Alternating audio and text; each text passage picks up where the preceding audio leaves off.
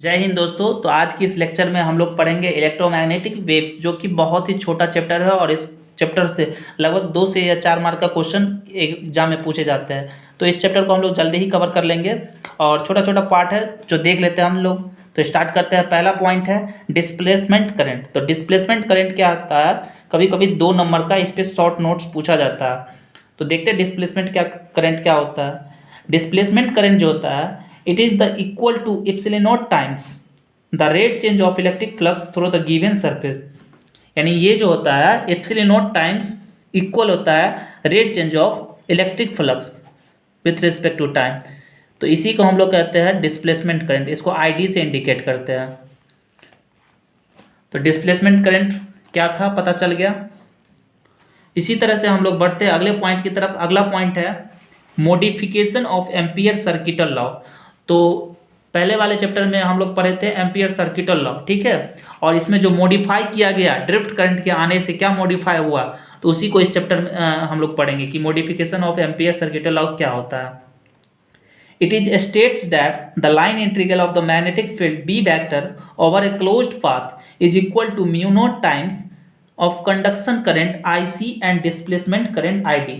वहाँ पे पिछले वाले चैप्टर में हम लोग पढ़े थे कि line integral of B vector dot D L vector mu naught times I होता था, जो कि एक कंडक्शन करंट था।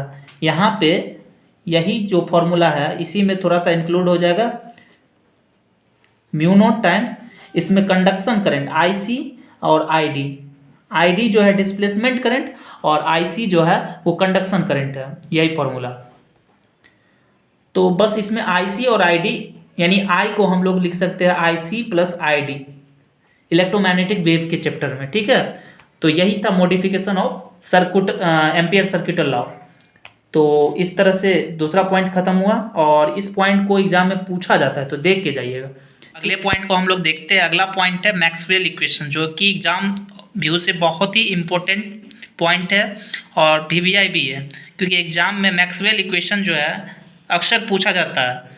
तो मैक्सवेल के 4 इक्वेशन थे। पहला इक्वेशन है गॉस लॉ ऑफ इलेक्ट्रोस्टैटिक्स, जो कि पहले चैप्टर में इलेक्ट्रिक फील्ड एंड चार्ज में हम लोग पढ़ चुके हैं, जो कि होता था close integration of E vector dot DS vector और Q by epsilon not times के इक्वल होता था।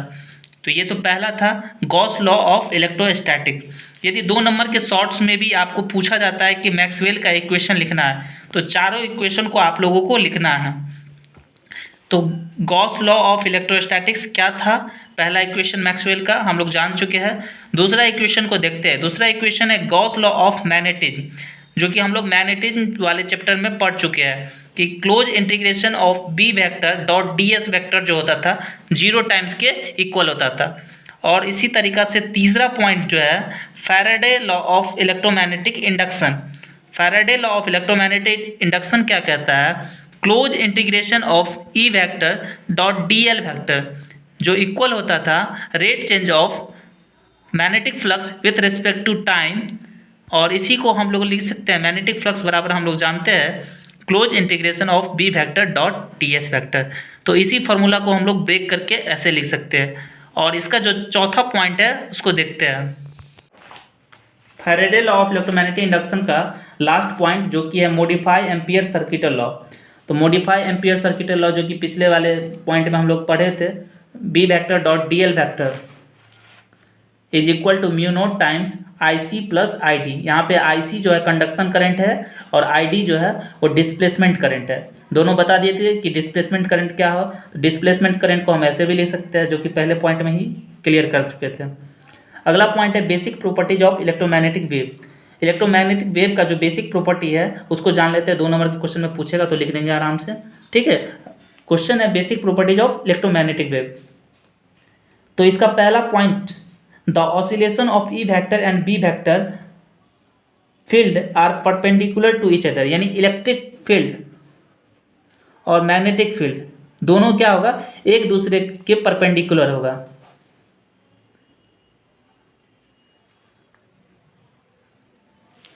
ठीक है। यदि इलेक्ट्रिक फील्ड इधर की डायरेक्शन में जा रहा है और मैग्नेटिक फील्ड ऊपर की डायरेक्शन में चल रहा है, तो यानी दोनों एक दूसरे पे क्या है? परपेंडिकुलर 90 डिग्री के एंगल पे ई वेक्टर और बी वेक्टर दोनों एक दूसरे के परपेंडिकुलर, ये पहला प्रॉपर्टी था।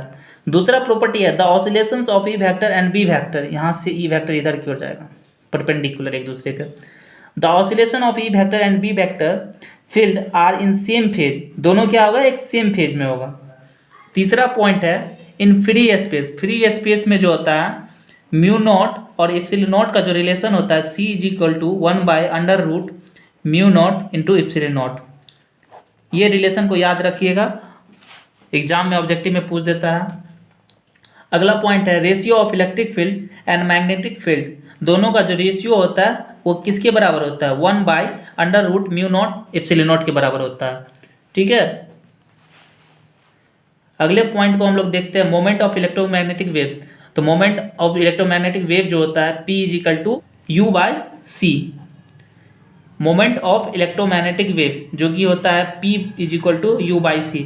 इस तरह से इलेक्ट्रोमैग्नेटिक वेव जो कि 8वां चैप्टर था वो भी ख़त्म हो चुका है, और अगला चैप्टर का जो वीडियो है बहुत जल्द अपलोड कर दूंगा।